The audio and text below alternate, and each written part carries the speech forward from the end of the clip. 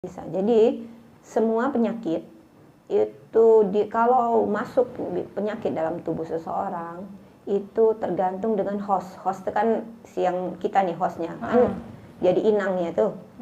Virus masuk. Nah, tergantung si inang atau hostnya. Hostnya gimana?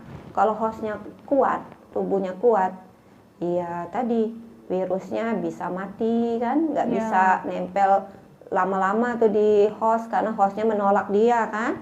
Tapi kalau hostnya welcome, maksudnya ya dia nggak punya perlawanan apa-apa. Ya kalau ada penjahat masuk, kalau di dalamnya itu orang-orang hebat gitu kan, yang bisa menjaga diri mereka, mempertahankan rumah mereka, mereka akan mengusir. Tapi kalau nggak ada kekuatan apa-apa ya masuk, silakan. Bisa mereka bisa masuk kamar, bisa masuk ke dapur, segala macam dikuasainya. Nah gitu ya ilustrasinya. Jadi tergantung dengan inang atau hostnya manusia yang kena itu. 3, 2, 1, Eca Podcast Wong Kita Galau. Assalamualaikum warahmatullahi wabarakatuh. Kembali lagi bersama saya Mahardita Nurfala, si pemuda yang ramah tamah, yang selalu ceria dan tampil apa adanya dalam acara Eca Podcast. Hari ini kita kembali hadir dengan cerita-cerita menarik, cerita-cerita asik, dan cerita-cerita yang tentunya menginspirasi buat kita galau. Tapi hari ini kita bakal bercerita tentang penyakit.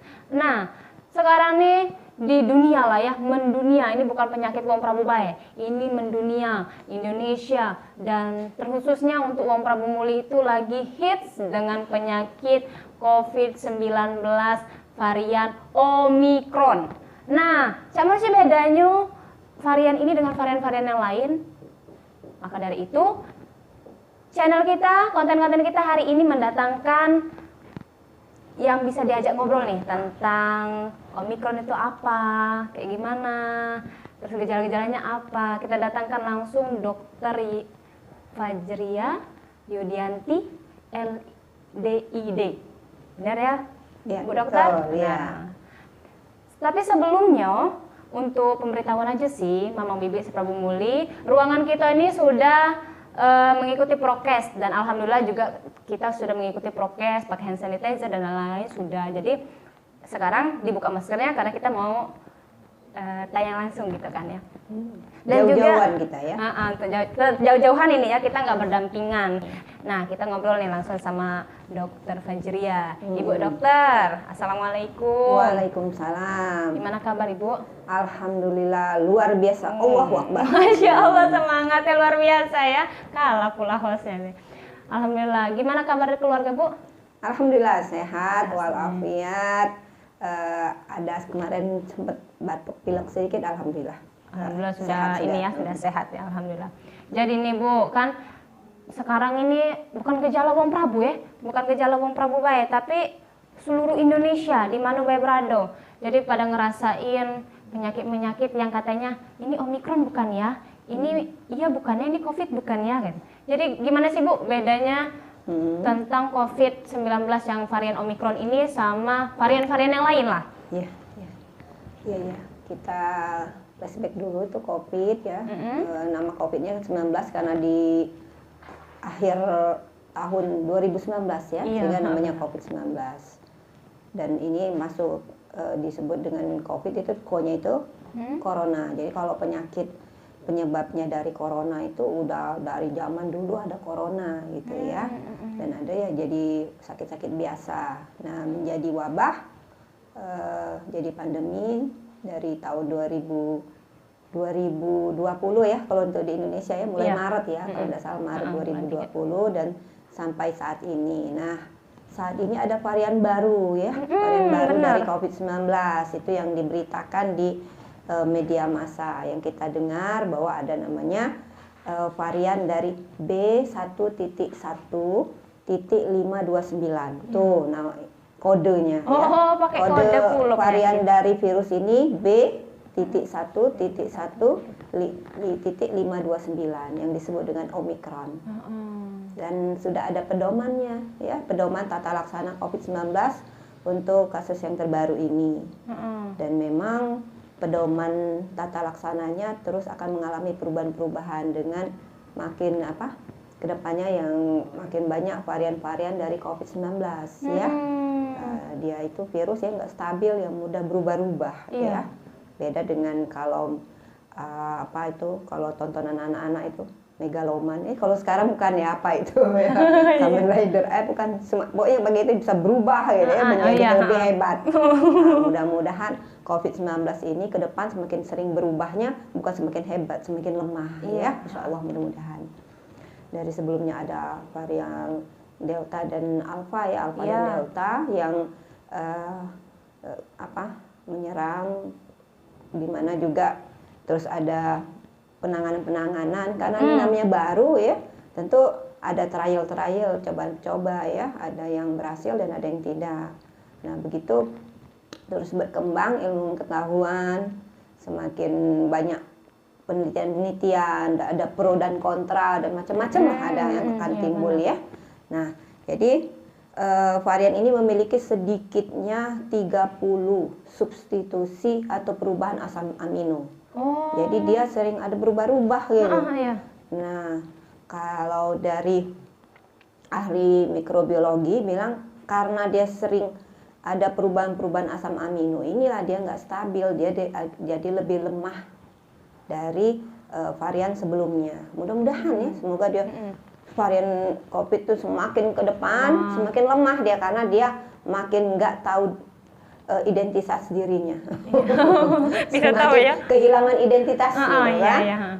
Kenapa? Karena ya berubah-ubah, nggak tahu dianya bingung mau kemana dia.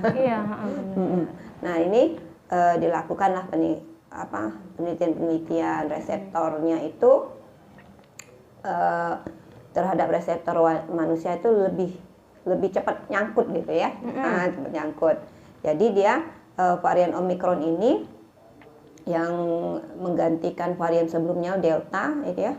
Ini yang mendominasi saat ini di dunia ya. Dan katanya dari penelitian itu kemampuan replikasi virus itu 70 kali lebih cepat dari varian sebelumnya. Gitu. Jadi dia replikasi, jadi virus ini kalau dia dapat inangnya, nah dia mengembangkan diri itu, nah dia lebih cepat 70 kali lebih cepat dibandingkan yang sebelumnya. Nah mungkin ini juga ada mudah-mudahan juga kita berdoa dengan dia semakin cepat inilah dia menjadi lebih tidak matang gitu. Nah tidak matang dan dia lebih lemah, amin gitu ya. Kan makin ke depan kita doakan si COVID-19 makin lemah karena dia makin banyak berubah-ubah tadi. Nah varian Omicron yang melebihi dari 30 mutasi tadi ya, ini menyebabkan perubahan pada asam amino dari spike dari virus tersebut ya. Nah ini jadi dengan ada perubahan ini menyebabkan ada 3 hal yang penting, yaitu laju penularannya. Jadi dia lebih cepat karena dia kan banyak macamnya. Jadi dia bisa melihat kesamaan dengan inangnya yang mana. Si inang kalau dia yang asam amino yang si A ke si B ke si C, jadi dia di mana itu cocok langsung nular ya. Nah, kemudian tingkat keparaan penyakit yang timbulkan ya, dari lihat kasus beberapa yang ditimbulkan ya, banyak sekali yang tanpa gejala ya.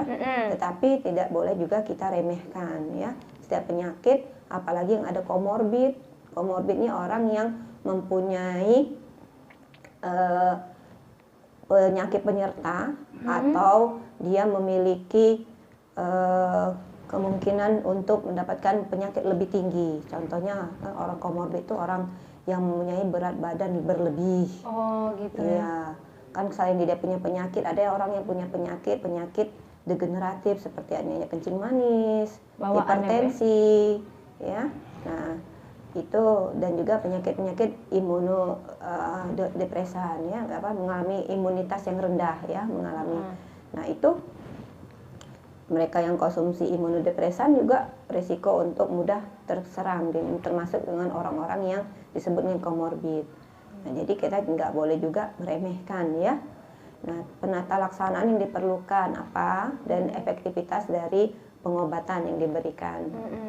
Nah itu menurut dari pedoman penata laksanaan COVID-19 yang terbaru ya.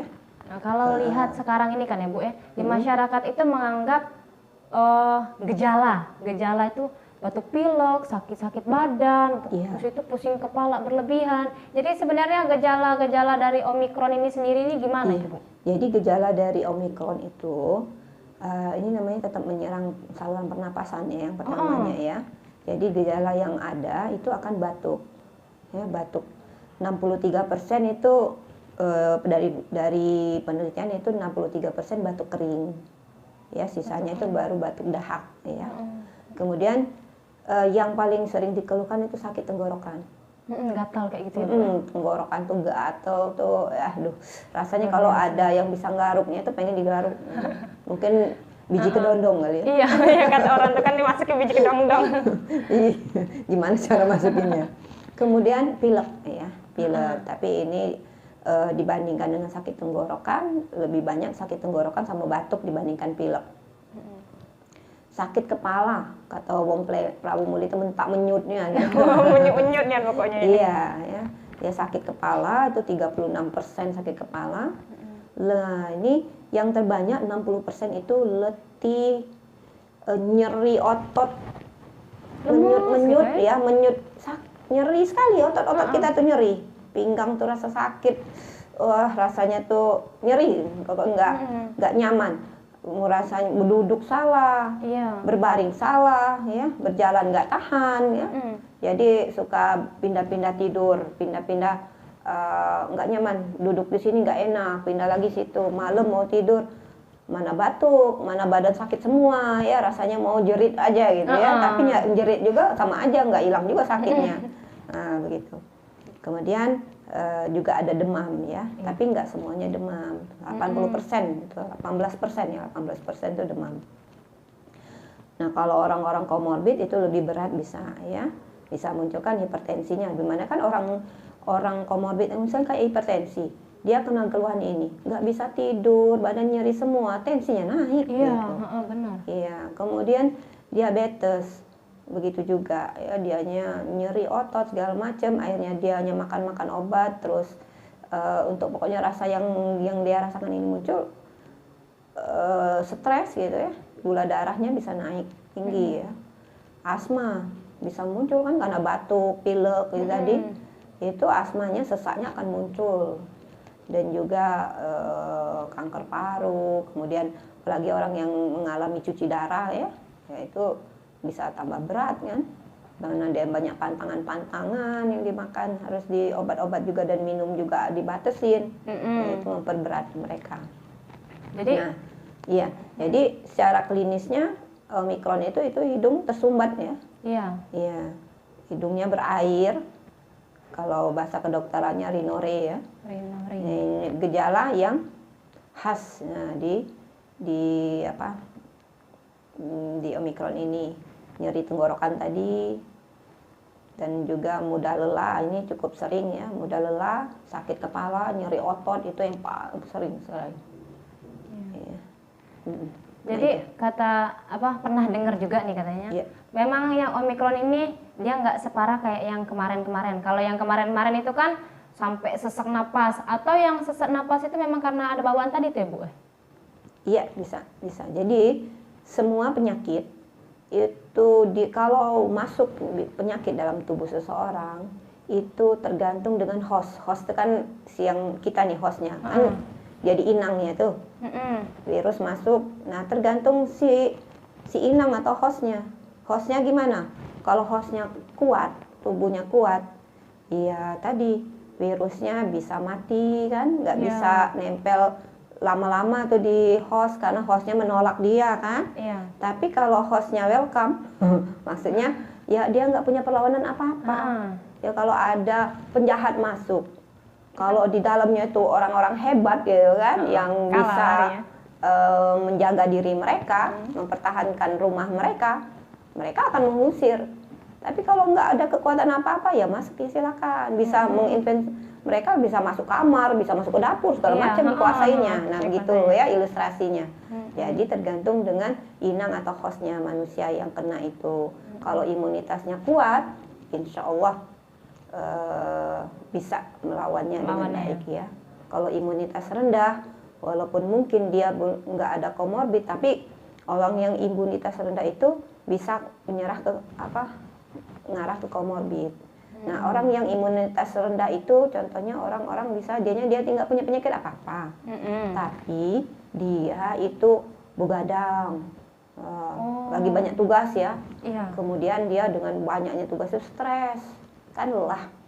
Ya, lelah secara fisik maupun mental. Nah, itu juga menurunkan sekali imunitas. Jadi itu memicu juga ya Bu ya? Ya, memicu. Iya. Jadi nih Bu, supaya imunitas kita membaik, terus kita bisa sama-sama nih diri kita melawan Omikron ini. Gimana sih tips menjaga pola makan sehat dan pola hidup sehat? Ya. Baik, sebelum ke situ ada penting sekali bahwa kita ini manusia pasti diuji Allah dengan kalau ada sehat ada sakit, ya. Benar. Nah, semuanya itu ada pasangannya kan, ada pasangan, ada lawannya. Nah, kita berikhtiar untuk menjaga kesehatan kita, berikhtiar untuk menjaga kesehatan. Tetapi bukan berarti orang itu nanti akan terus tetap sehat, ya. Ada waktu titik tertentu ada juga sakit, sunatullah sakit. Iya. Jadi jangan malu sakit. Oh, ada orang bertanya, kok dokter bisa sakit? Iya, dokter manusia gitu. juga. Iya, kan kita hidup di lingkungan kita. Lingkungan kita ini ada udara, terus ada makan, iya, ada minum. Dan makan kita juga nggak bisa kita steril ya. Iya. Orang yang masuk harus disteril dulu, yang tukang masak steril dulu, semuanya harus steril. Waduh, nggak bagus juga ya, kayak mungkin seperti Rich itu ya, film anak-anak yang Rich, semuanya harus, tapi tetap saja tidak menutup kemungkinan tetap sakit kan? Iya, benar. Nah, jadi bahwa sunatullah ada sehat, ada sakit, ya. Jadi kita melakukan ini, berikhtiar ini, kenapa kita berikhtiar? Karena kita disuruh Allah untuk berikhtiar, bukan niatnya bukan karena aku tidak mau sakit. Nggak bisa. Kenapa? Kalau saat aku tidak mau sakit, nah itu kita akan kecewa. Tapi Allah menyuruh kita untuk berikhtiar agar kita menjaga kesehatan kita untuk tidak sakit, semoga tidak sakit gitu ya. Nah, kenapa ini banyak sekali orang-orang berpikir kalau sakit itu sampai ada yang jadi aib gitu ya, jadi aib sakit ya. Orang sudah berikhtiar untuk melaksanakan penjagaan kesehatan, tetapi akhirnya masih juga tumbang. Ya itu tadi, Allah memberikan suatu hal yang baik buat kita pasti, insya Allah. Nah itu ya. Nah tips yang tadi yang ditanyakan, ada semua yang namanya bibit penyakit gitu, punya siapa? Ya Allah. Iya. Jadi mereka hanya menurut perintah Allah gitu, iya. Dan Allah menguji umatnya untuk bersabar. Virus itu tunduk sama Allah. Kemudian kuman, bakteri ya, semuanya itu. Dan Allah juga memberikan diri kita ini dengan kekuatan yang luar biasa. Ya, dari mulai bayi nih. Jadi penguatan kita itu dari mulai seorang ibu mau nikah gitu kan. Nah, dari situ, dari nikah sampai punya anak, sampai melahirkan, sampai dia dewasa, itu sebenarnya mulai dari sana penjagaan. Banyak sekali tuntunan-tuntunan dalam Islam. Ya, dalam Islam dituntun untuk menjaga kesehatan. Ya, dengan memilih pasangan yang baik, sampai cara memberikan ASI kan, pemberian ASI sampai 2 tahun itu merupakan satu mekanisme penjagaan yang luar biasa ya, untuk meningkatkan imunitas anak-anak di usia di bawah 2 tahun. Jadi tipsnya yaitu pertama, saya buat 3P aja tuh. 3P. Iya, 3P. 3P itu P pertama, pola pikir. Pola pikir. Pikir. Kenapa? Pikiran kita ini mudah sekali diubah, ya, mindset kita diubah dengan orang yang bisa mengubah itu siapa? dari diri kita, kemudian kita mendapatkan informasi-informasi dari luar. Iya. Jadi stop baca berita hoax.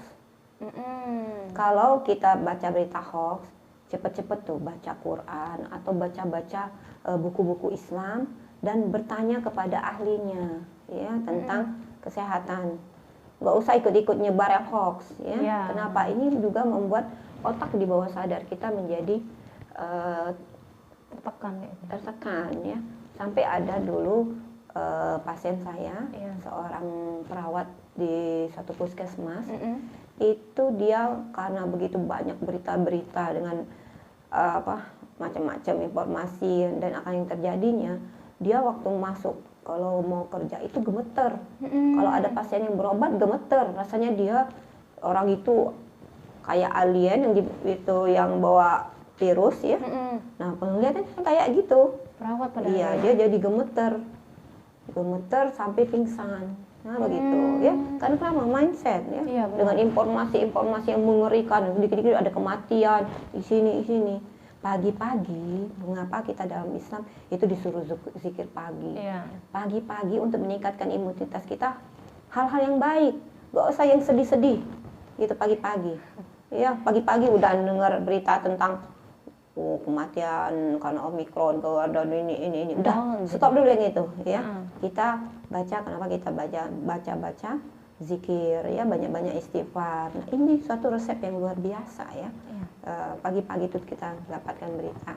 Jadi pola pikir kita kalau mau buka channel YouTube, channel yang bermanfaat ya kayak channel Prabu TV. ya, TV TV Prabu Prabu. ya, TV Prabu ini. Channel-channel yang mendidik gitu. Bukalah itu. Ya usah yang berita-berita hoax, apalagi yang berita-berita ya bikin mewek gitu ya. Melo gosipin artis gitu Iya. ya. Sampai si ini nih, saya juga bingung, siapa? Saya nggak kenal gitu ya.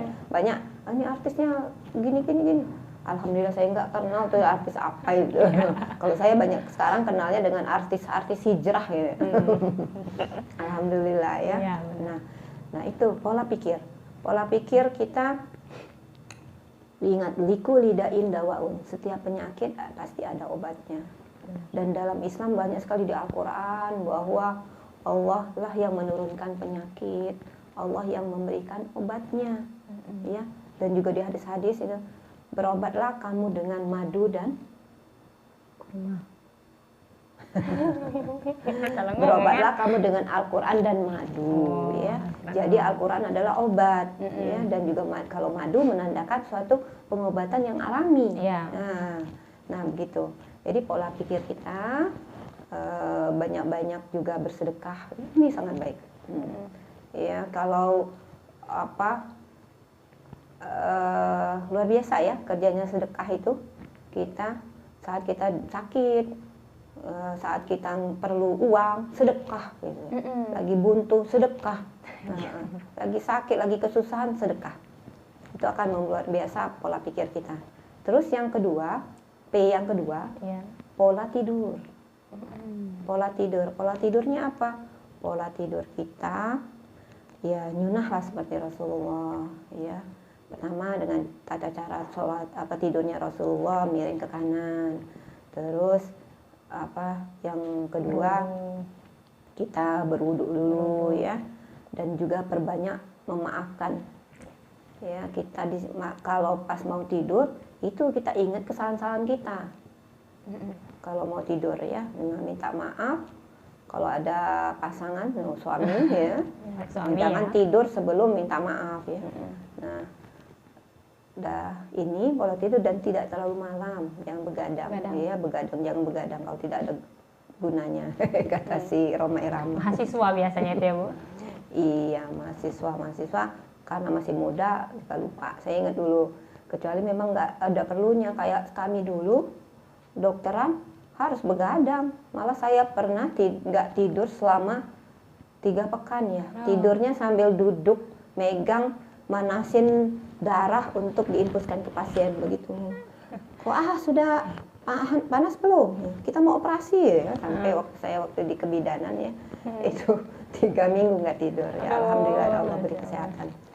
Nah memang imunitas kita turun banget gitu ya. Kalau tidur kita tidak berkualitas. Iya. Tidur yang berkualitas kan bukan berarti banyak tidur, ya. Kualitasnya baik. Nah, pola tidur kemudian dan tidurnya jangan. Nah, sering orang yang sakit itu tidurnya sudah subuh. Balanya begadang, subuhnya tidur. Iya. Jadi nggak sholat subuh atau juga sudah subuh tidur lagi sampai jam 9 baru gerak. Lalu jangan tidur setelah sholat waktu asar ya. Sholat asar itu nggak usah tidur. Kecuali memang habis muhoyam, kecapean gitu ya, kondisi sebentar aja tidur untuk melepaskan ini. Tapi itu hanya sekali-sekali. Tapi kalau jangan jadi kebiasaan. Kenapa? Ini menjadikan imunitas kita lemah. Kita tidur di waktu sore dan bisa menyebabkan kita pikun. Cepat pikun. Cepat pikun ya. Iya, coba kalau bangun mau deket maghrib itu, ini rasa pagi kan? Benar. Nah, kan kita sudah mulai pikun waktu itu. Nah, lalu yang ketiga, pola makan. Pola makan apa? Pola makan dia seperti yang diajarkan Nabi kita Muhammad SAW. Cukuplah anak Adam itu untuk menegakkan tulang sulbinya. Menegakkan dengan minum dan makan tuh sudah bisa menegakkan tulang belakang kita ini bisa berdiri gitu ya. Kalau dia kelaparan kan susah untuk berdiri ya. Dan itu porsinya tergantung dengan postur tubuh seseorang dan juga kebiasaan dari orang tersebut. Daerah tertentu kan kayak orang Arab tuh makannya beda porsinya dengan kita gitu ya. Jadi nggak bisa juga disebutkan berapa ininya sesuai dengan yang dibutuhkan ya. Nah, kalau dia ingin berlebih itu cukup sepertiga makan, sepertiga air dan sepertiga udara. Nah, itu. Nah, dan juga makan kita di Al-Qur'an sudah jelas disuruh makanan yang halal. Halal dan thayyib. Banyak makanan yang halal tapi tidak thayyib ya. Kayak makanan instan ya. Mungkin kalau kondisi darurat atau sekali-sekali kita bolehlah makan mie instan. Tapi kalau menjadi suatu kebiasaan itu termasuk junk food ya, makanan yang tidak thayyib. Anak kos biasanya itu ya? Iya, anak kos. Pengiritan. Iya. Kalau kami dulu juga dikasih, kalau jaga malam itu dapatnya jatahnya telur 2, mie 1. Itulah memang makanan instan. Tapi nggak juga bisa sempat masaknya, hanya dibawa ke rumah gitu ya. Nah, atau anak kos jadi jualan telur ya. Ya. Jadi ini pola makan kita ya. Nah, pilih di sana. Dan kita nyuna Rasulullah SAW itu sakitnya cuma 2 kali ya. Nah, bagaimana sih Rasulullah menjaga kesehatannya? Yang pertama beliau ya tadi makan yang seperlunya gitu ya, dan minum. Nah, Rasulullah menjaga kesehatannya, beliau rutin minum apa? Selain air putih, Rasulullah kan bukan di Mekah, Rasulullah nggak rutin minum air Zam-Zam. Iya, Rasulullah nggak rutin minum air Zam-Zam, tapi kalau ke Mekah baru minum air Zam-Zam. Dulu nggak ada kendaraan dari Madinah ke Mekah gitu ya. Jadi air setempat Madinah itu cukup, minum air putih yang cukup. Kemudian Rasulullah rutin makan kurma. Ya, kurma. Selain kurma memang makanan pokok di sana, kemudian juga makanan kurma merupakan suatu makanan yang sangat baik ya. Sangat baik untuk nutrisi. Ya, orang yang sakit, orang yang sehat itu perlu cepatan nutrisi, apalagi orang yang sakit ya. Kurma kan kalau kita sekarang untuk dapat kurma kadang-kadang hanya lebaran aja ke tempat-tempat tertentu. Tapi kalau sari kurma bisa kita simpen lama dan ada terus. Nah, sehingga alhamdulillah udah dikemas dalam bentuk sari kurma yang pastikan sari kurmanya yang bermutu. Ya, kalau saya di HNI ya itu sari kurma HNI karena 100% tuh sari kurma ya, sari kurma yang segar ya, yang bukan dari kurma yang busuk campuran atau campuran bahan-bahan lainnya itu 100%. Nah, ini kurma ini zat satu-satunya hampir ya kalau diperiksa kadar kalium potasiumnya itu ya itu tertinggi. Dia bagus sekali dan dia juga ada vitamin D-nya juga dan multivitamin ya, dan bagaimana Allah memberikan rezeki kurma kepada ibundanya Isa alaihissalam. Ya, siapa? Isa alaihissalam. Iya, siapa ibundanya? Maryam. Iya. Bunda Maryam. Ibunda Maryam itu saat habis melahirkan, beliau diberi rezeki suruh goyangin pohon yang kurma, yang jatuhlah kurma ya, dan itu makanan utama. Luar biasa itu kurma. Jadikan makanan harian kita, terutama pagi hari, yang memulai pagi hari dengan baik. Kurma ini bagus sih buat yang ingin kurus dan juga yang ingin gemuk. Oh, bisa dua-duanya. Lalu Rasulullah juga rutin mengkonsumsi habatus sauda. Sesungguhnya dalam habatus sauda itu mengobati semua penyakit kecuali asam. Asam ini bukan maut ya, asam ini kematian jaringan. Jadi kalau organnya sudah mati nggak bisa sembuh lagi, tapi bisa untuk membantu organ-organ yang lain jangan mati. Nah itu habatus sauda. Habatus sauda sudah ada penelitiannya, ya sudah banyak dijelaskan oleh pakar-pakar bahwa habatus sauda itu sangat signifikan ya untuk membuat replikasi virus COVID-19 ini berhenti, gitu ya, mengganggu replikasi. Mudah-mudahan bisa, apalagi varian Omicron yang tadi labil tadi, insya Allah mudah-mudahan dengan habatus sauda dia efektif. Ya. Nah, sari kurma itu juga efektif tadi untuk meningkatkan imunitas. Vitamin yang tinggi itu imunitas kita naik, si Omicron megap-megap kan, jadi bisa Omicronnya. diserang tuh oleh habatus sauda sama sari kurma. Lalu Rasulullah juga rutin ya mengkonsumsi apa? Ya, malah di dalam Al-Qur'an ada surat khusus, surat apa? An-Nahl. Iya, tentang lebah. Jadi minum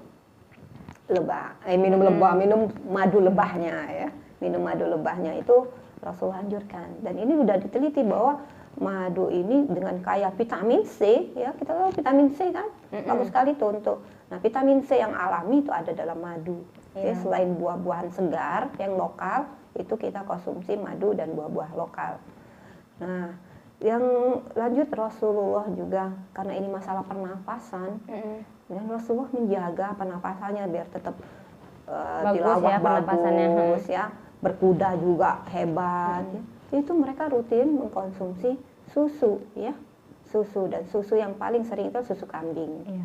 Susu kambing ini memang pH-nya basah ya, bagus sekali untuk dikonsumsi rutin ya, kambing dan unta. Tapi kalau kita kan nggak ada unta. Kambing. Nah, jadi kambing ini sangat baik untuk merecovery paru-paru ya, paru-paru yang lembab, apalagi tadi virus yang masuk itu yang diserang paru-paru.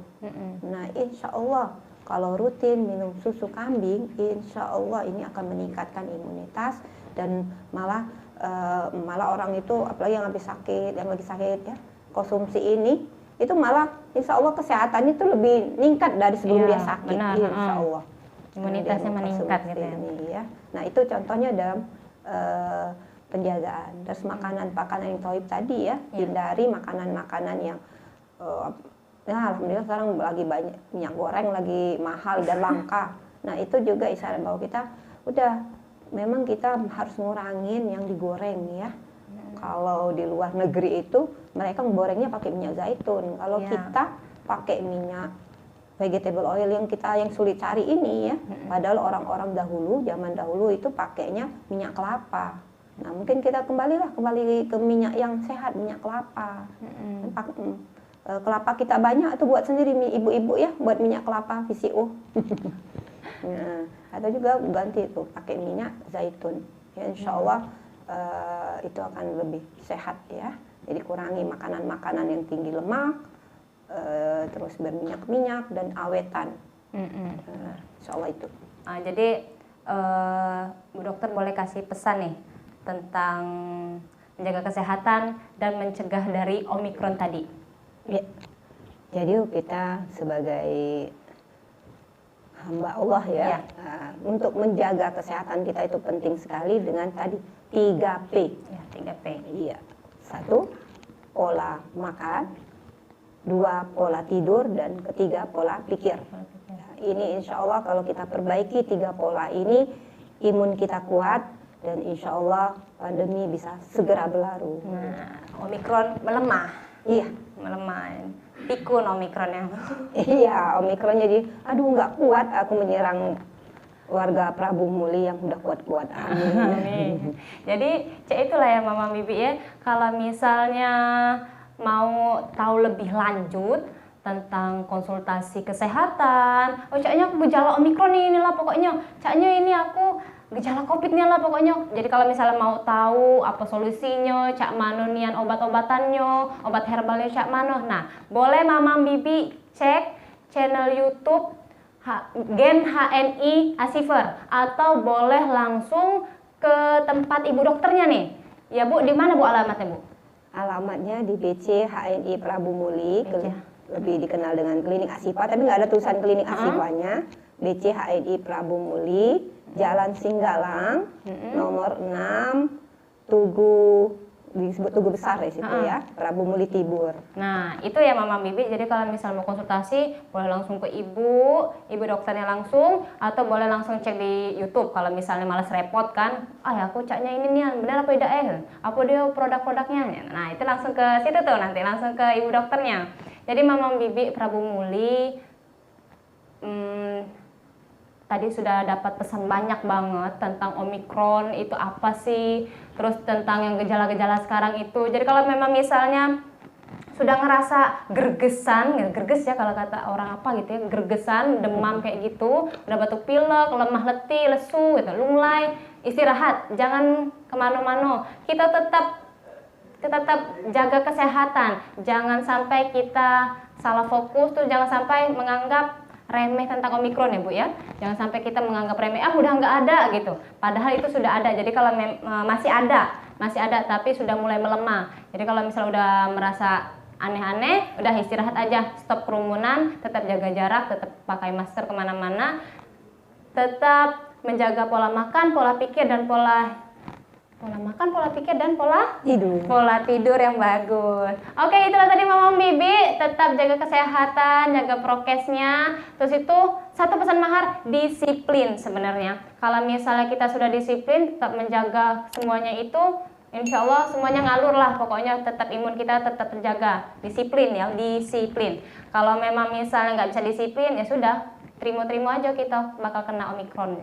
Tapi nauzubillah min dzalik, semoga Omikron tetap melemah lalu hilang, terus Indonesia juga nggak lagi ada lagi Omikron, kita sama-sama bahu-membahu mencegah dan menghilangkan Omikron ini, COVID-19 ini. Jadi Mama Bibi tadi kita sudah tahu tentang semuanya ya, tentang kesehatan lah ya, tentang Omikron yang terkhususnya. Jadi ibu dokter ini akan memberikan kita door prize bagi Mama Bibi yang bisa menjawab pertanyaan dari ibu dokter. Cak mana Bu pertanyaannya nih? Oke. Nama kode ya, kode dari varian Omikron itu kodenya tadi sudah dijelaskan. Oh iya benar, sudah jelaskan. Itu ya Bu? Iya. Satu itu aja. Insya Allah. Satu lagi, yang kedua, sebutkan 3 tips yang disebutkan tadi untuk menjaga tetap sehat. Jadi itu Mama Bibi, tadi sudah di awal sekali kita bahas Omikron itu ada kode-kodenya kan, ada kodenya. Itu Mama Bibi yang bisa jawab langsung komen. Oh jawabannya adalah ini, kayak gitu. Terus menjaga imunitas tadi 3P-nya ini, kayak gitu. Jadi yang sudah bisa langsung komen, terus langsung follow yang Gen HNI Asifer tadi. Komenan terbaik akan menjadi pemenangnya dan akan mendapatkan door prize langsung dari ibu dokter. Saya Mahrita Nurfala, pamit undur diri. Wassalamualaikum warahmatullahi wabarakatuh. 321 Eca Eca Podcast Wong Kita Galau.